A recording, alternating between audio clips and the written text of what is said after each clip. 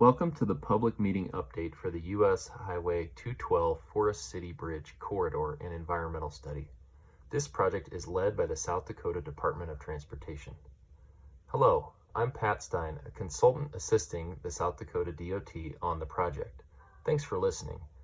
This video includes information about the project and key advancements that have occurred since the last public information phase in July of 2021.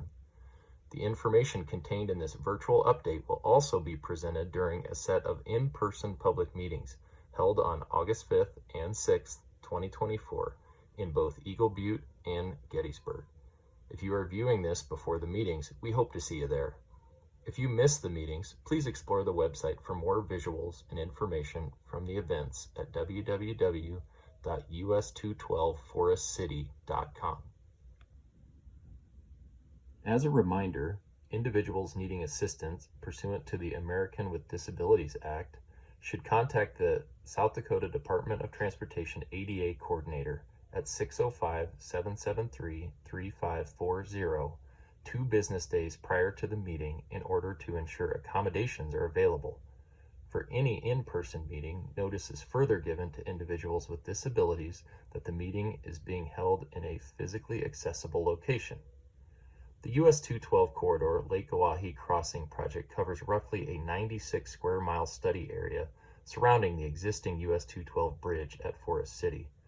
This presentation covers the unique transportation needs and the improvement concepts proposed for the corridor. The South Dakota Department of Transportation is closely coordinating with the Federal Highway Administration and the Cheyenne River Sioux Tribe. The Highway 212 corridor provides a vital connection across Lake Oahe. It connects communities, commerce, and recreational uses. The existing Forest City Bridge is affected by active landslides, which have resulted in millions of dollars in repair and mitigation expenses since the bridge opened to traffic in 1958. The bridge needs to be replaced. This study is evaluating the most appropriate bridge location and realignment of Highway 212 as needed. The future crossing will minimize future maintenance costs, connect the community to local and regional destinations, and provide access to the north-central region of South Dakota while maintaining continuity with the existing highway route. The replacement of the bridge is tentatively planned to begin in 2030. This project site is unique with tribal land, farmland, recreational opportunities, and local businesses. Our team understands the importance of considering these existing conditions in the planning and design process. The bridge plays a critically important role in connecting a diverse set of services and destinations to many different users, including commerce, trucking, deliveries, emergency services, recreation, and local communities.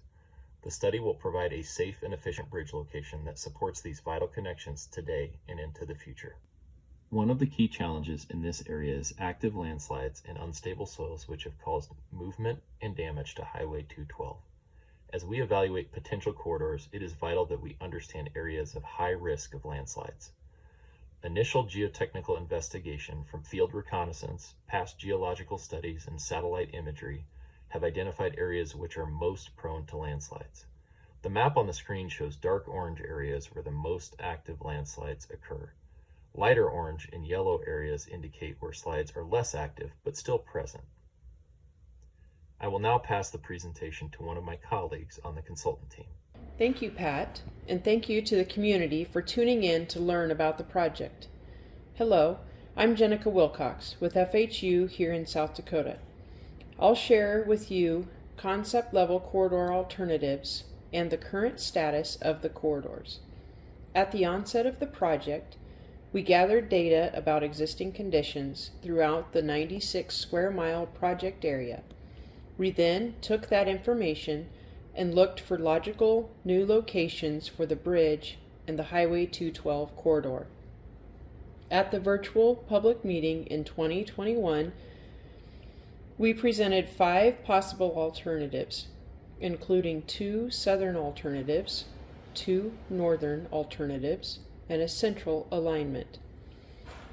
These alignments were 1/2 mile wide corridors, chosen for the following benefits: efficient structural crossing length and similar travel times through the project limits, maximizing the use of existing roadways, minimizing construction and maintenance costs, maintaining access to recreational areas, including existing boat ramps. These 5 half-mile wide corridor alternatives have since been further analyzed for geotechnical feasibility, high-level environmental and cultural factors, operational and efficiency criteria, safety, physical bridge lengths, impacts to private properties and utilities, as well as tribal and public input provided to date. Most recently, the project team has conducted in-depth analysis of geotechnical data and field reconnaissance of soil stability. Through this process, 2 of the alternatives have been identified as not feasible, with the primary reason being the significant instability of the soil along those alignment alternatives. The central and the 2 northern alignments will continue to be evaluated to determine the most feasible and safest future alignment of the corridor and placement of the bridge. Let's explore the central alignment. This corridor utilizes a significant portion of the existing Highway 212 and assumes a new bridge to be built offset of the existing bridge, allowing the existing Highway 212 alignment to remain operational during construction. Utilizing the existing corridor will require additional landslide mitigation and is anticipated to require the most long-term maintenance. The other 2 alternatives are to the north. They both anticipate utilizing significant portions of the established 1804 roadway with highway typical section improvements, provide relief where earthwork can be optimized, have the least amount of soil instability, and moderate bridge lengths. Moving forward, these 3 reasonable alignments will continue through the process to be further analyzed for environmental and cultural site impacts, operational efficiency, and to maintain access. We will use tools like this video to visualize the alignments, earthwork, and bridge placements. Tools like this are helpful in accurately accounting for all parameters and identifying project needs and impacts within each potential alignment.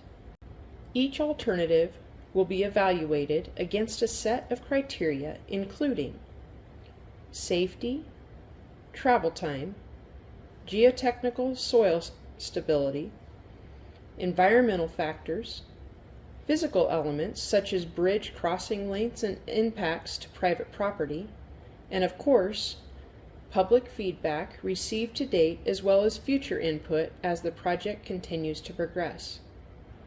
Evaluating against these criteria help the project team to refine concepts and progress those that best meet the purpose and need. This is a multi-year project.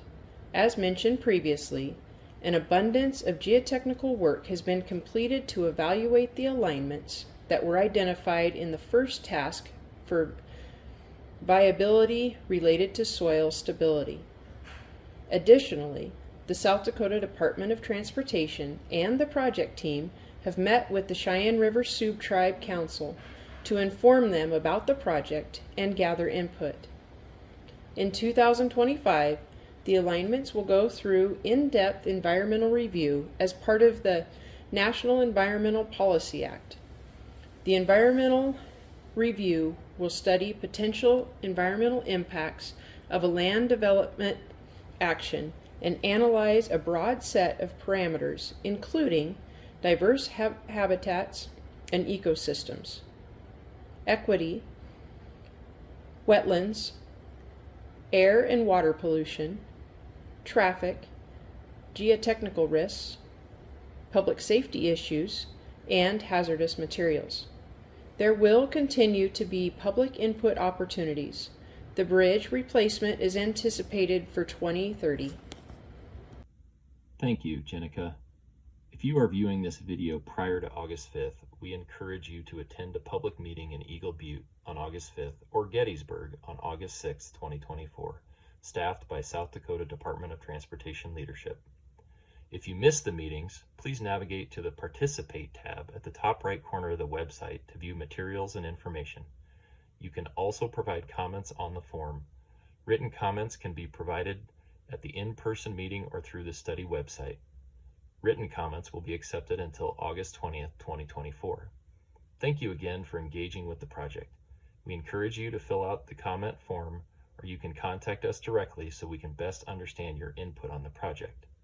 A final reminder, any individual needing assistance pursuant to the American with Disabilities Act should contact the South Dakota Department of Transportation ADA Coordinator at 605-773-3540 2 business days prior to the meeting in order to ensure accommodations are available. For any in-person meeting, notice is further given to individuals with disabilities that the meeting is being held in a physically accessible location.